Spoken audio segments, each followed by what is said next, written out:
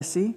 Thank you, Madam President. I imagine many of us in this chamber had a wonderful week talking with Tennesseans and with our constituents. In Tennessee, I will tell you this, we had a fabulous week.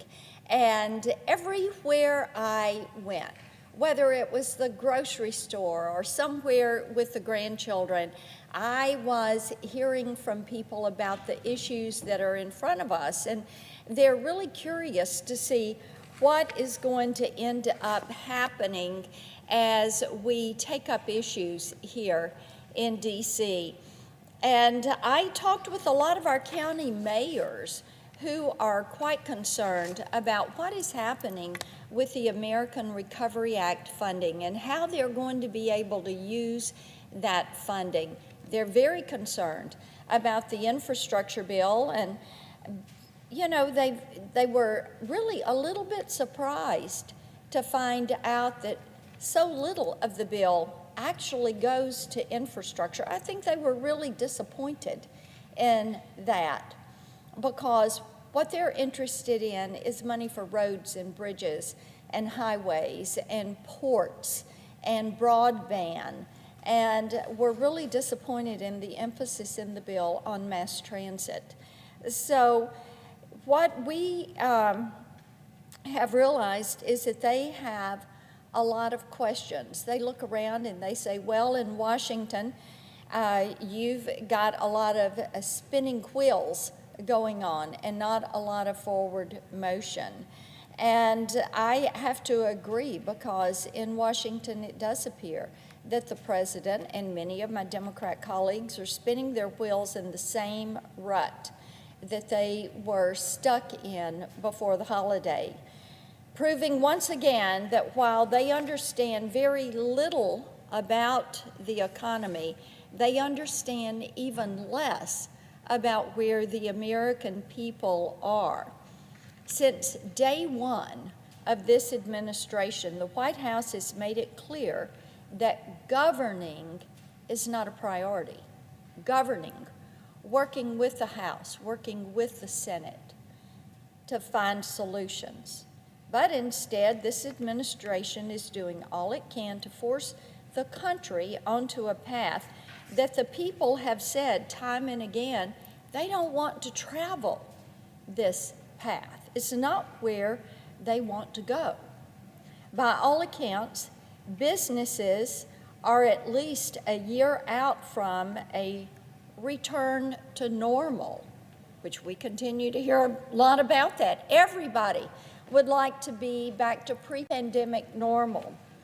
Our supply chains are a mess. Ships that are loaded with goods cannot get to ports. Inflation is unfortunately here to stay.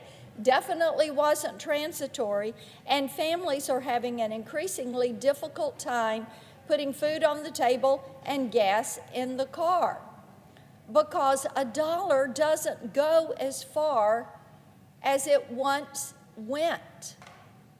And this is something every family is wrestling with.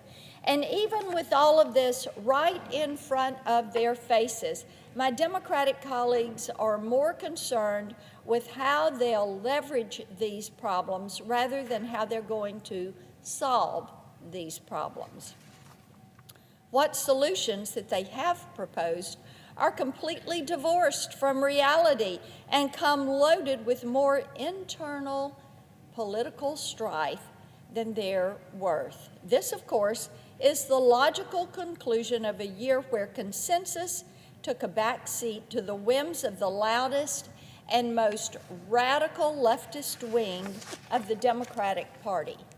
Over the past week, the media has dripped out story after story covering the cost of inflation, the consequences of failing to fund the government, and the upcoming debate over the debt limit. And if you thought the message coming from the White House and from my Democratic colleagues in response to all this was jumbled before, prepare yourself for something even more chaotic in the days to come. My colleagues across the aisle, unfortunately, still seem to be under the impression that Senate Republicans are going to band together to save them from the hole they've dug for themselves. They think we're going to endorse fiscal policy so destructive that many experts who are normally friendly to the White House have refused to support these ideas, and with good reason. They're a socialist government control agenda. We've been down this road before, Madam President. So my Democratic colleagues know that going through the motions of bipartisanship isn't going to be enough, because we went through this months ago with the debt ceiling and on the matter of funding the government.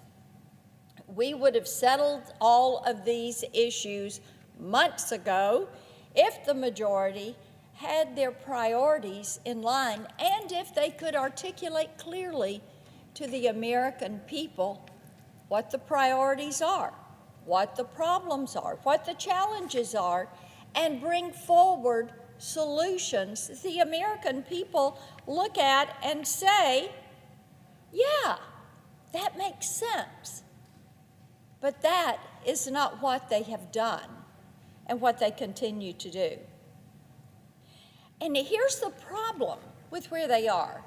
The priorities of the Democratic Party are not the priorities of the American people. Out in the real world, inflation is a problem. Spending and debt, all of that means something. How you spend your money means something. People understand that, they get it. But according to the majority here in the Democratic-controlled Senate, none of these things actually matter in practice. In fact, the past few months have shown us that among Democrats, there's no real consensus about what, if anything, these major debates mean to them, or what's the end game. It's amazing. They can't tell you. If you are here to solve problems or create problems, people are going to figure that out. The American people are.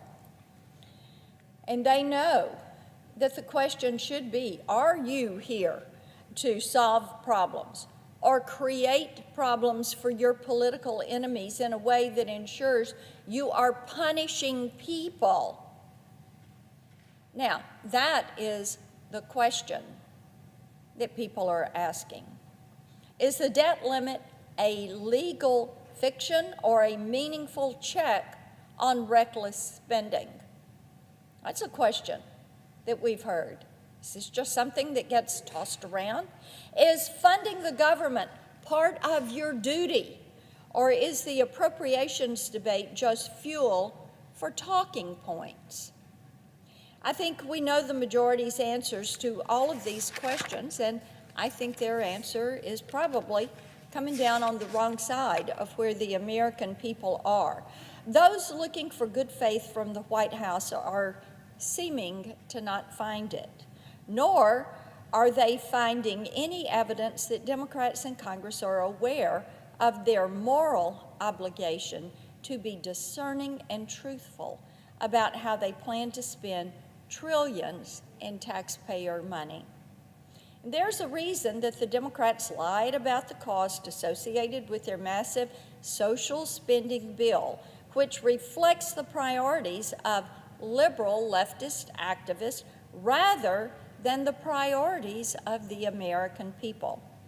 They claimed it was paid for, but in reality, it will add $367 billion to the deficit and cost taxpayers more than another $400 billion. That's why they have not been truthful with the American people that needed more buy-in in order for the Democrats to make this happen, even when they knew the CBO report was going to come and show how much debt was going to be added if this bill got passed. They know the people don't want this big spending bill. They know that the American people know that we cannot afford this. Our children and our grandchildren cannot afford this bill. As my colleague from Texas was saying, it's not $1.5 trillion or $1.75 trillion. It is trillions of dollars in spending. And we know how some across the aisle are kind of with a wink and a nod saying, let's just get these on the books and then things will take care of themselves. This week, we're facing the prospect of yet another government shutdown, which means yet another 11th hour opportunity for my Democratic colleagues to complain about Republican obstruction. But what the Democrats in the media and the liberal activists need to realize is that Republicans are not the problem here. The Democrats are in charge of this chamber, of the House, and the White House.